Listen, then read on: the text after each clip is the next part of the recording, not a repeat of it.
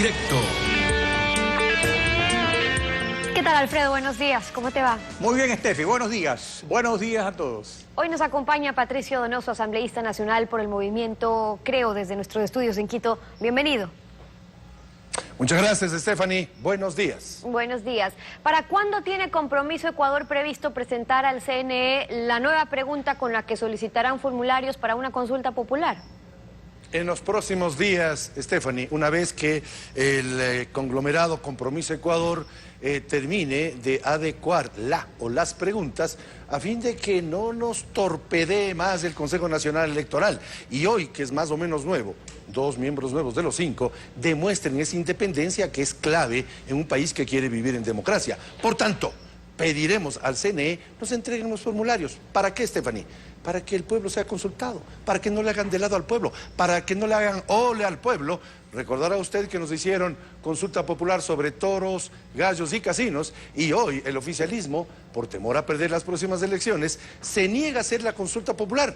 Casi el 80% de ecuatorianos queremos ser consultados. Unos dirán sí, otros dirán no. Si quieren cambiar la Constitución para establecer la reelección indefinida, pregúntenle al pueblo, háganlo, tienen derecho a hacerlo, pero preguntando al pueblo, ¿por qué en derecho, Stephanie? Las cosas se deshacen como se hacen, y fue el pueblo ecuatoriano el que, esta fecha es importante, 28 de septiembre del 2008, aprobó el texto que se preparó en Montecristi. Por eso fui a Montecristi, a la emblemática Montecristi hace semana y media, para evidenciar allí el trabajo que se hizo, la redacción que costó muchos recursos humanos y económicos, y hoy la Constitución que iba a ser un canto a la vida, la Constitución de los 300 años, quieren cambiarla por necesidad del presidente Correa, a fin de que este pueda ser reelegido. Amén de 4 enmiendas más que son claves en esta acción gubernativa de tomar control de todo. Así bueno, son varias enmiendas, pero si ustedes creen que el camino es una consulta, lo importante es cómo van a formular esa pregunta. En vista de lo que ya les contestó el Consejo Nacional Electoral la vez pasada, ¿cómo piensan formular ahora la pregunta para que no implique una enmienda, por ejemplo, en caso de ser positiva la respuesta, sino la opinión del pueblo sobre determinado asunto? A los Días Unidos les dijeron, no, primero vayan a la Corte Constitucional, luego vengan al CNE. Nosotros vamos al CNE y ahora dicen, no, primero vayan a la Corte. Una pregunta que implique aprobar o no, que las enmiendas sean aprobadas por 100 personas. Y dejen de lado a los 11,5 millones de electores. ¿Quieren socializar las enmiendas? Hagámoslo con los 11,5 millones de electores, a través de una consulta popular. No me vengan a decir que esa socialización es válida con escenarios preparados, con auditorios preparados, con invitados preparados. Le hago una pregunta a la opinión pública. ¿Ustedes creen que uno de los 100 asambleístas del oficialismo va a cambiar de opinión con respecto a la reelección indefinida por lo que pasa este año? No. La respuesta es no. Por tanto, hagamos una socialización real. ¿A qué le temen? ¿A qué le temen? No se olvide usted que el conspicuo miembro de la Corte Constitucional, Antonio Aguilardo, aquí tengo el texto, dijo que el texto de las enmiendas no podrá ser modificado. Y si no puede ser modificado, porque así determinó la Corte Constitucional, ¿para qué esa socialización? Salvo que lo que queramos es hacer o vestirle de democracia eso de que 100 personas voten a favor de una reelección indefinida. Ahora, usted es miembro de la comisión que trata las enmiendas, pero cree que la verdadera socialización debe ser con los 11 millones de electores consultándoles directamente. Pero sobre eso escuchemos lo que dijo aquí la vicepresidenta de la comisión, Verónica Arias. Sectores de oposición dicen que se están afectando valores democráticos porque la ciudadanía tiene que ser consultada, pero esa es una concepción elitista y clásica de la democracia que solamente se reduce a las urnas. No, la democracia moderna implica otros elementos, otros valores, como por ejemplo la garantía de los derechos fundamentales, el respeto a las instituciones, el respeto a los procedimientos, y eso es lo que se está haciendo a través de esta enmienda constitucional. Si se fortalecen los derechos establecidos en la Constitución de la República, se está poniendo más límites al poder, porque el poder va a estar más controlado, más observado por los ciudadanos, que van a tener más derechos a través de esta enmienda a la Constitución de la República. ¿Se fortalecen con estas enmiendas los derechos en la Constitución? No, más bien son restrictivos. Impedirán, si estas enmiendas pasan, que una jurisdicción pueda hacer una consulta popular.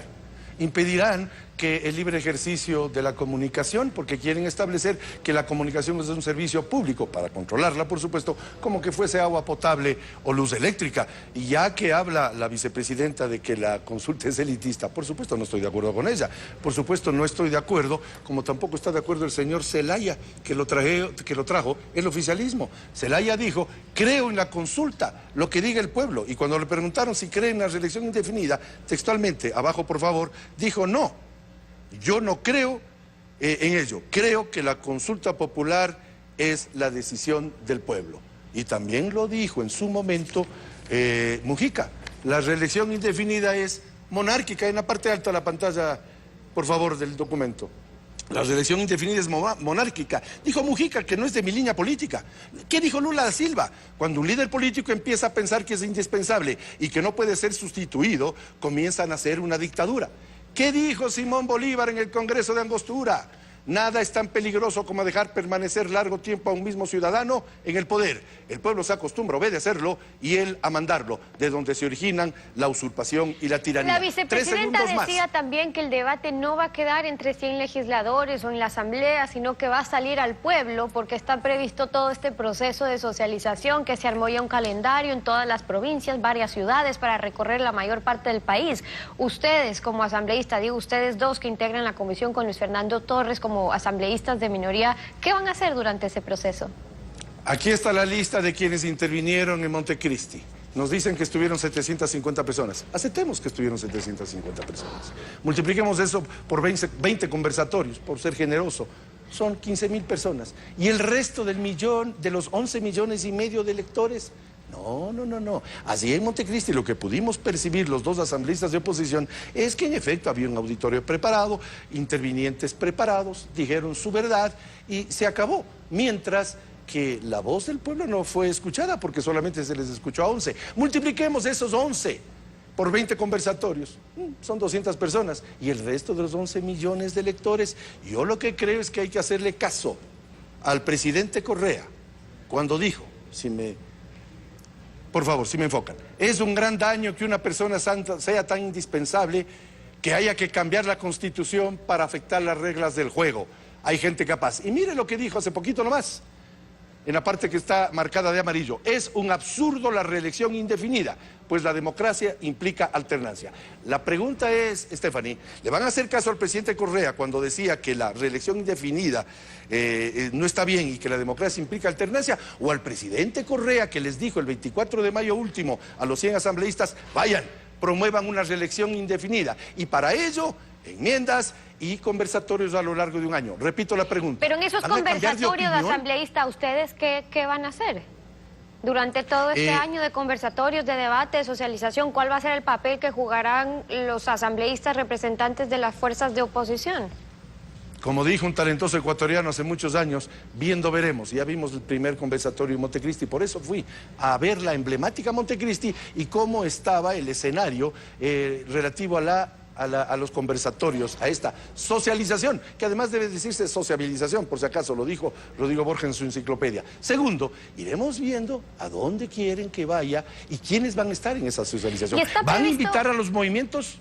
¿Van a invitar a los movimientos políticos que nos oponemos a la reelección indefinida y que alguien puede estar en el poder como Castro, 54 años, o Chávez Maduro, 15, 16 años? ¿Van a invitar a esos movimientos? Esa es la pregunta que el pueblo, que nos está viendo y escuchando, se hace. Que en noviembre empiecen a redactar el informe y para diciembre que entre ya a segundo debate. La idea sería ir recogiendo las observaciones del proceso, porque luego está para qué va a servir toda esta socialización que además implica recursos de ciudad en ciudad. La legislatura decía que no necesariamente se tienen que aprobar las 16 enmiendas, que pueden ser modificadas. Entonces, ¿habrá espacio para retroceder en algunas de ellas? Los que votamos o vamos a votar en diciembre de este año somos los legisladores, no la gente que está preparada para decir su opinión en estos conversatorios. La PEPA está en 4 enmiendas.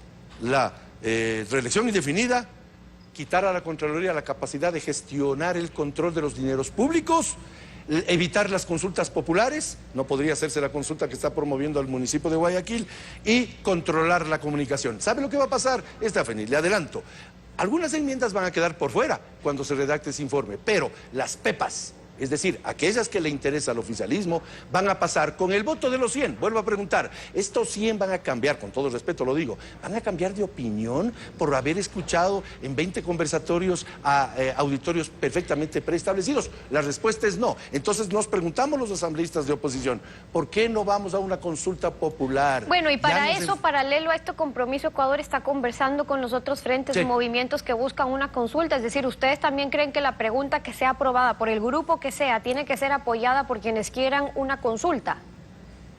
Dos cosas. La primera, Compromiso Ecuador la componen ya 98 organizaciones y actores de la vida política. Primera cosa. Segunda, Guillermo Lasso, el líder de Creo, claramente dijo que apoyaríamos a la primera organización o colectivo que rompa el candado y que logre que el Consejo Nacional Electoral entregue los formularios. Sí, no es tan difícil, no me vengan con cosas, no nos apliquen el tontódromo. Y la tercera, por supuesto que vamos a escuchar opiniones de otros actores, porque, y como lo dijo Guillermo Lasso, lo repito, lo importante ahora es la cancha, que está inclinada.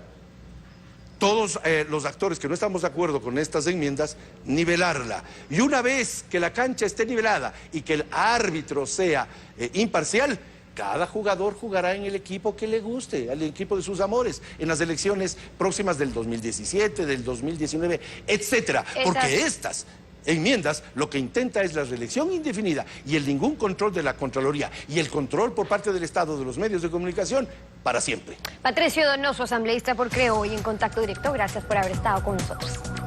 Muchas gracias, Estefan.